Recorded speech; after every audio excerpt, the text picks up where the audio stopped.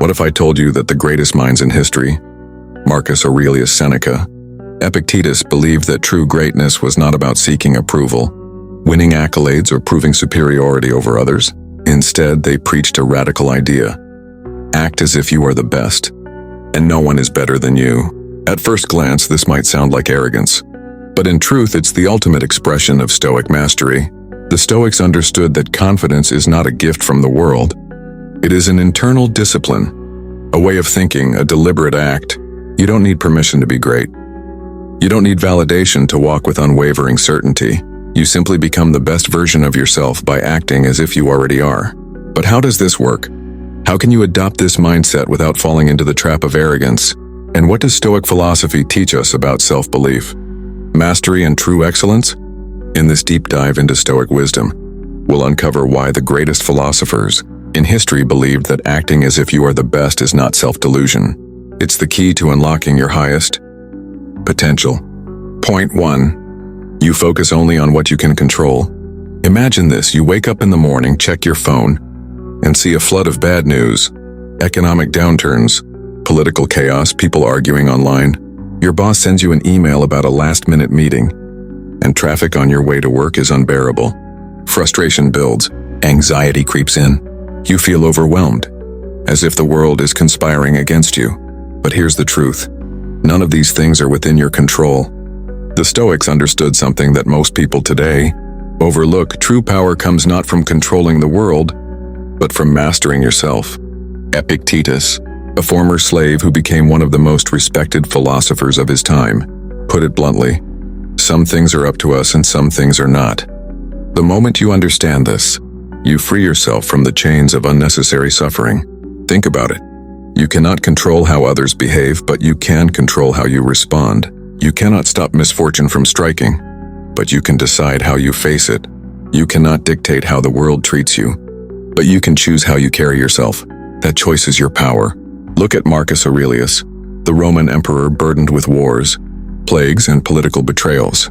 He could have despaired. He could have raged against fate. Instead, he wrote to himself, "You have power over your mind, not outside events. Realize this and you will find strength." Even as the world burned around him, he remained calm, focused, unshaken. Now let's bring this to the modern world. You apply for a job and don't get it. Do you waste energy blaming the hiring manager, complaining about competition? Or do you improve your skills and try again? You get cut off in traffic. Do you scream in anger at a stranger who won't even remember you? Or do you take a deep breath and move on? The moment you focus only on what you can control, life becomes lighter, anxiety fades, frustration weakens. You stop wasting energy on battles you were never meant to fight. And in that clarity, you find something rare: freedom.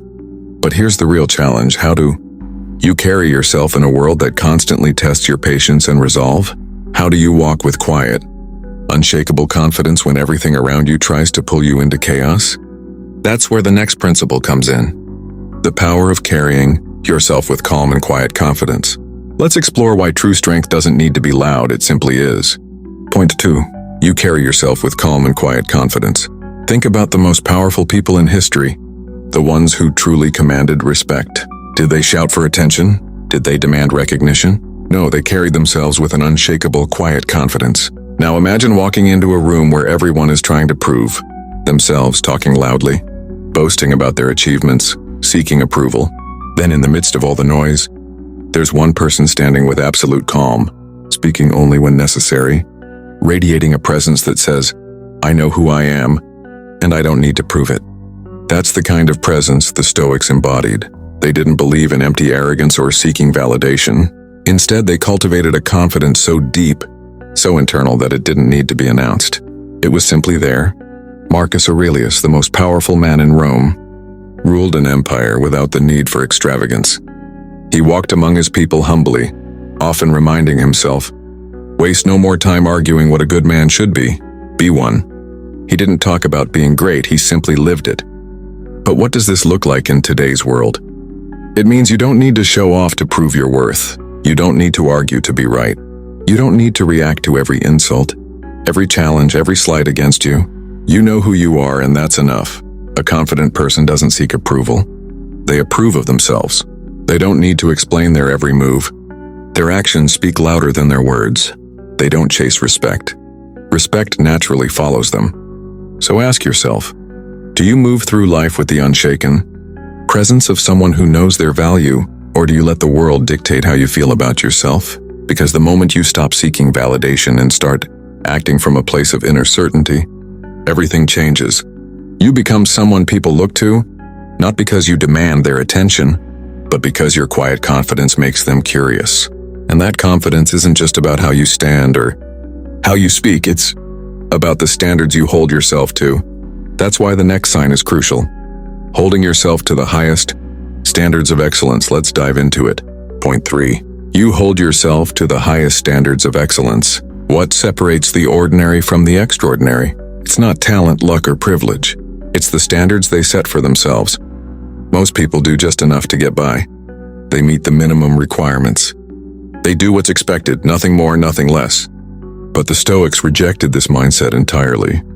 To them, excellence was not an option. It was a duty. Marcus Aurelius wrote in his Meditations, "Do not waste what remains of your life in speculating about others, unless it is for some mutual benefit. Instead, be strict with yourself but tolerant with others." This is the essence of Stoic excellence. Hold yourself to the highest possible standard, but expect nothing from the world. Look at great athletes, philosophers, and leaders. What do they all have in common? They demand more from themselves than anyone else ever could. Michael Jordan wasn't the best just because of talent. He outworked everyone. Leonardo da Vinci didn't create masterpieces by chance. He relentlessly pursued perfection. But here's the key. Stoic excellence isn't about external success. It's about internal mastery. It's about waking up every day and asking, did I give my best effort today? Did I uphold my values even when no one was watching? Did I act in a way that my future self will be proud of? Holding yourself to the highest standard means you don't cut corners, even when no one would notice. It means you don't make excuses even when you have every reason to. It means you show up and give your best, not because someone else demands it, but because it's who you are. And when you operate at this level, something powerful happens. You become unstoppable. You stop fearing failure because you know you gave everything. You stop seeking approval because your own standards are higher than anyone else's. But here's the real challenge. What happens when life tests you? When things don't go your way? Do you break? Or do you see obstacles as fuel for your greatness? That brings us to the next sign. You embrace obstacles as opportunities for growth. Let's explore how the Stoics turned adversity into their greatest weapon. Point 4. You embrace obstacles as opportunities for growth. Most people see obstacles as roadblocks, things that stop them, frustrate them, and make them question whether they should even continue. But a Stoic sees something different. A Stoic sees fuel, a challenge, a test, an opportunity. Marcus Aurelius, in the midst of war, betrayal, and hardship, wrote a simple yet powerful truth. The impediment to action advances action. What stands in the way becomes the way. This is the Stoic formula for turning obstacles into strength, what modern thinkers now call the obstacle is the way. But what does this look like in real life? Think about a time you faced adversity. Maybe you lost a job, failed at something important, or had someone betray your trust. Most people collapse under the weight of these moments. They complain, they give up, they make excuses. But the Stoic approach is different. A Stoic asks, what can I learn from this? How can this make me stronger? How can I use this as fuel to push forward? Take Thomas Edison, for example. His lab burned down in a massive fire, destroying years of work. His response?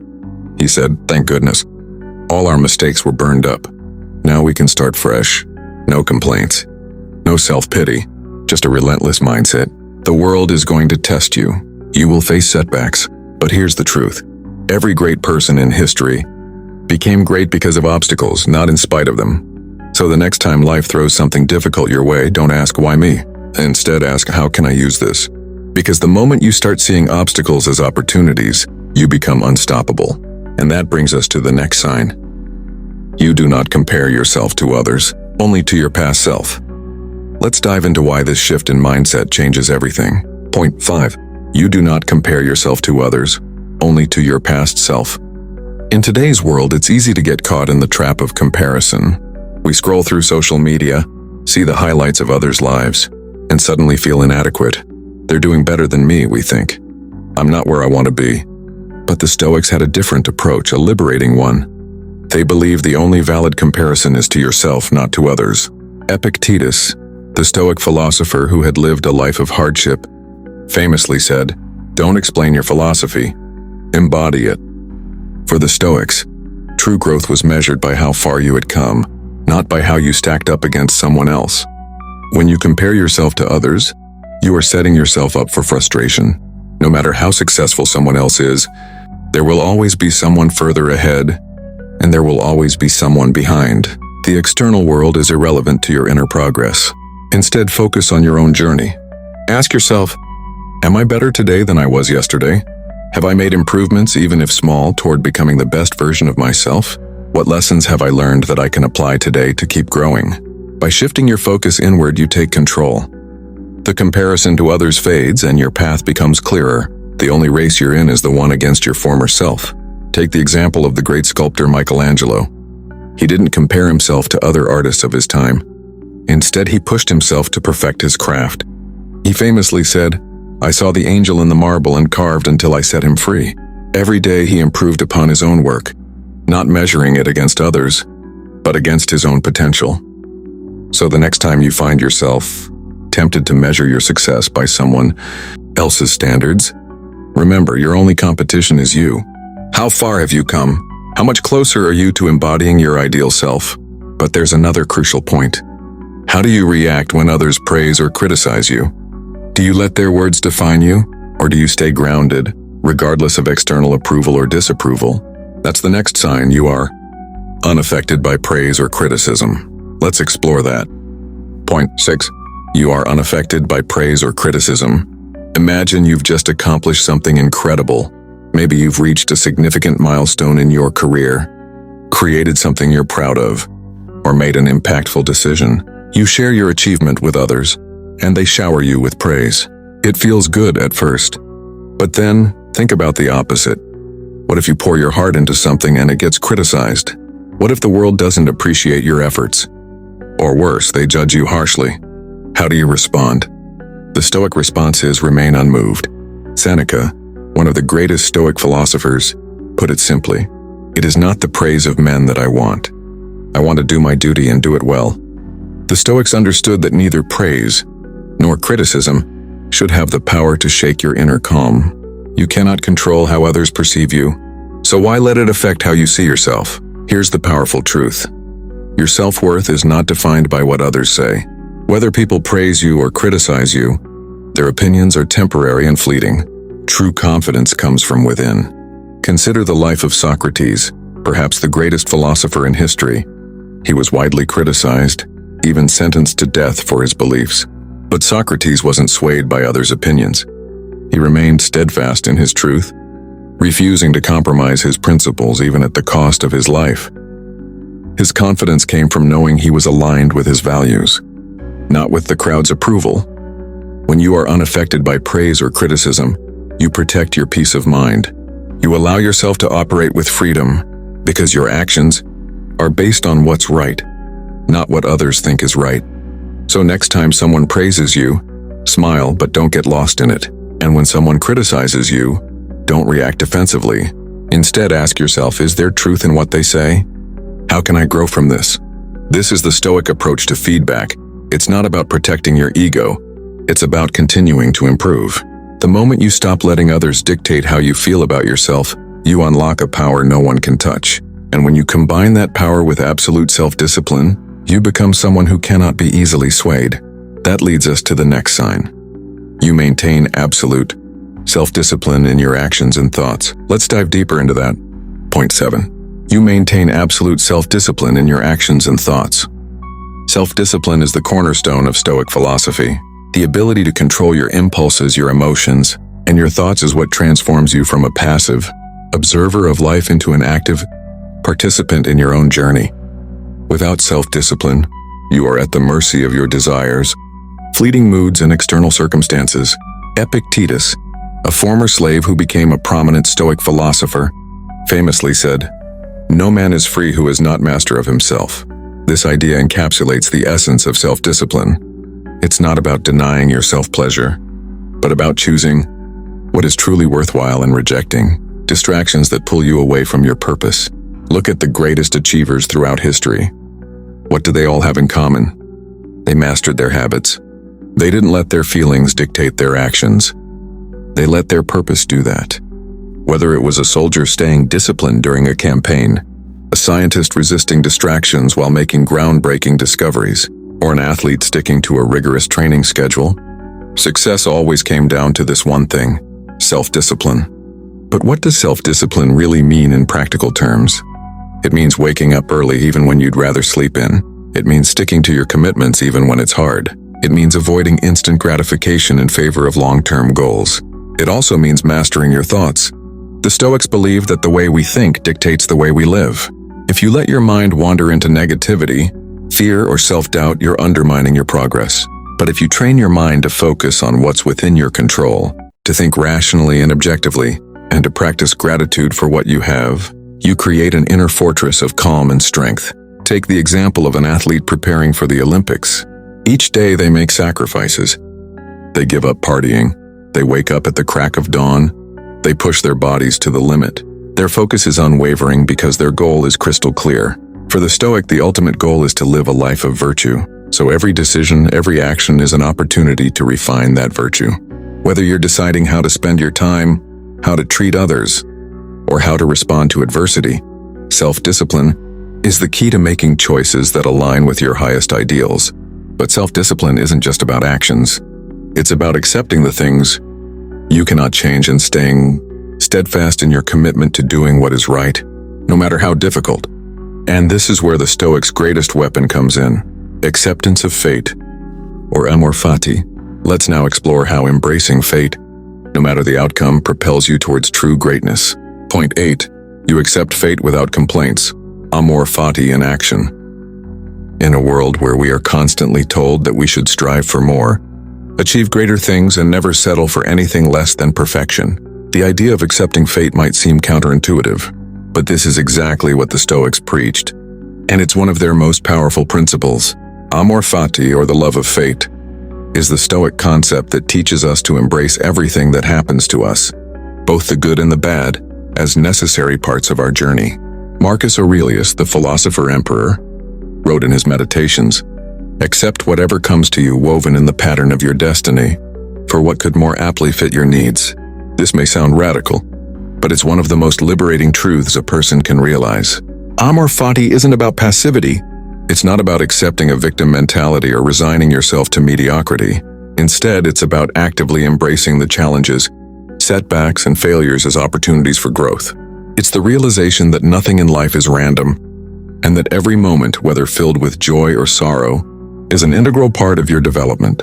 When you accept fate without complaints, you free yourself from the constant cycle of resistance. Instead of struggling against reality, you flow with it.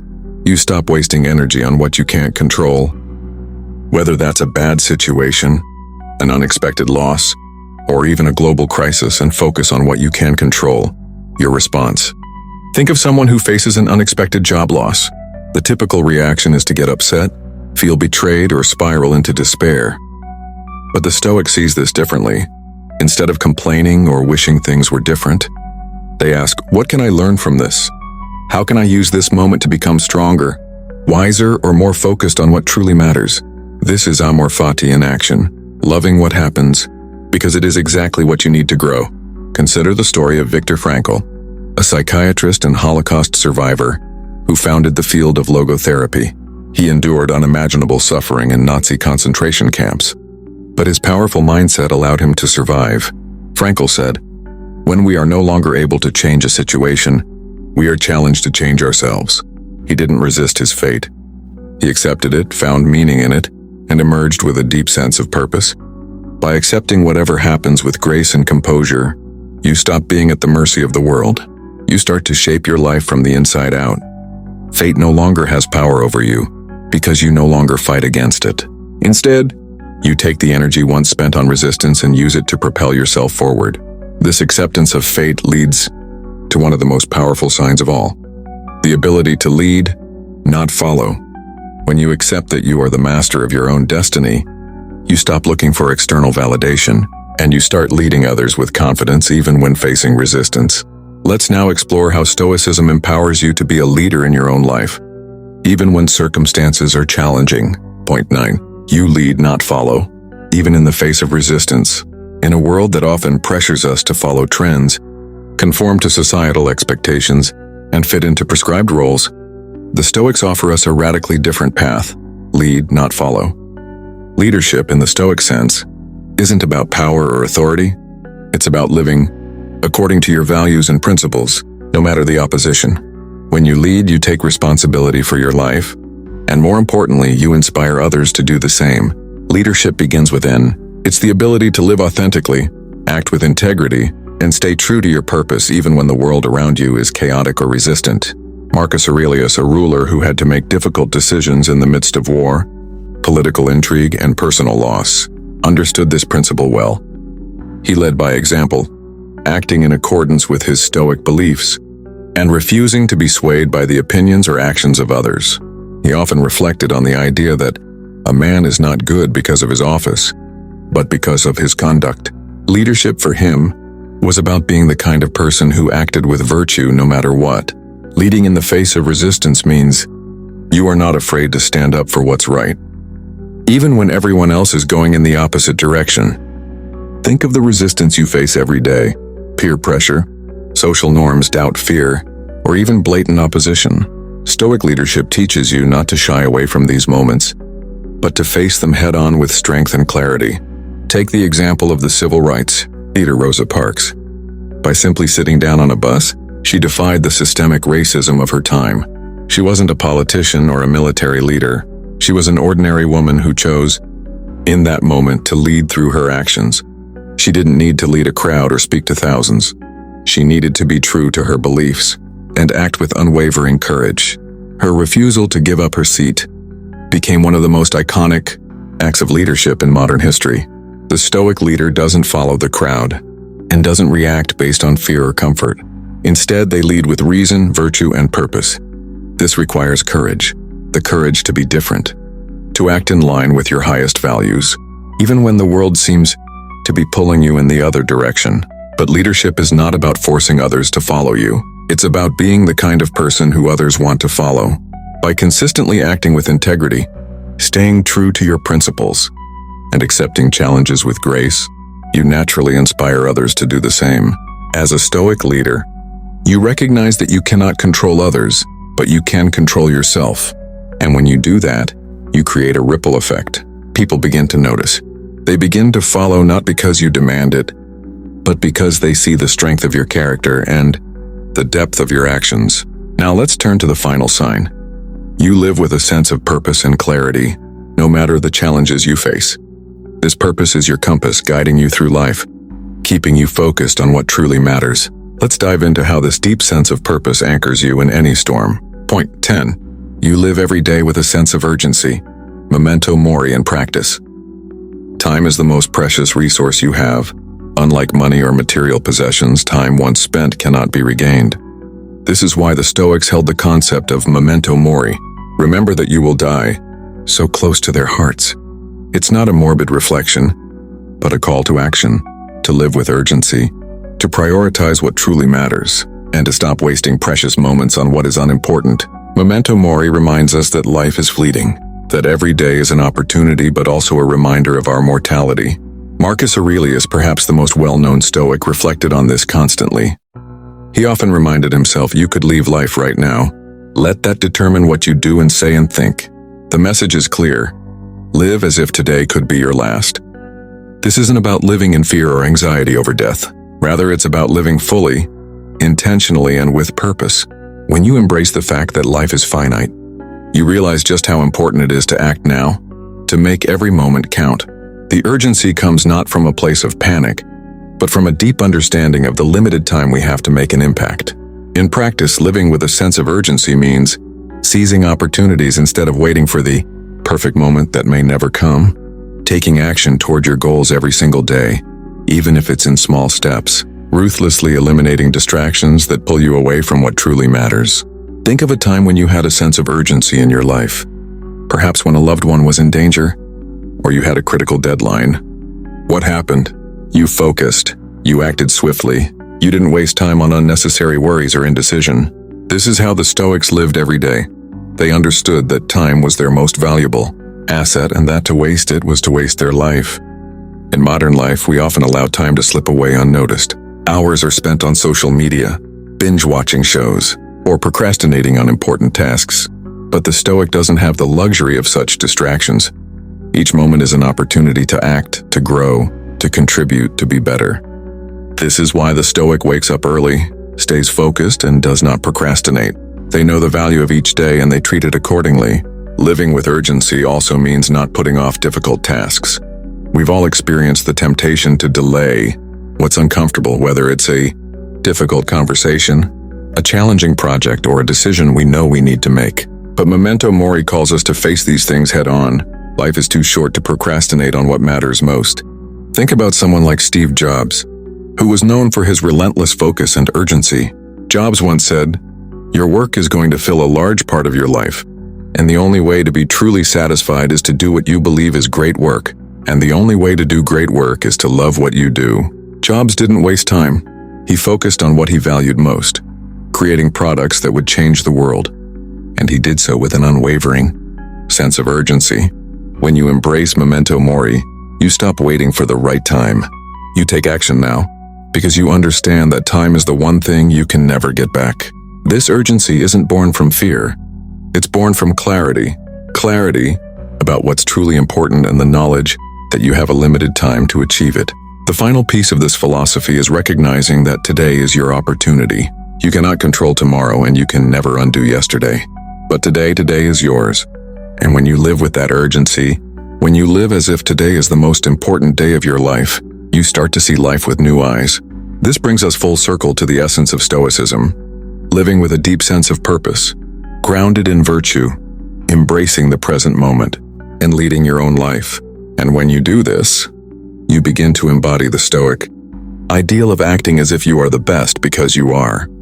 You have already taken full responsibility for your actions, thoughts, and fate, and you are living each day with urgency and intention. This is Stoic greatness in action, living as if no one is better than you, not because of arrogance, but because you recognize that you have control over your life, your actions, and your mindset. And that in itself is the highest form of leadership. With that, the final step is clear. Live with a sense of urgency and let your life reflect your highest potential.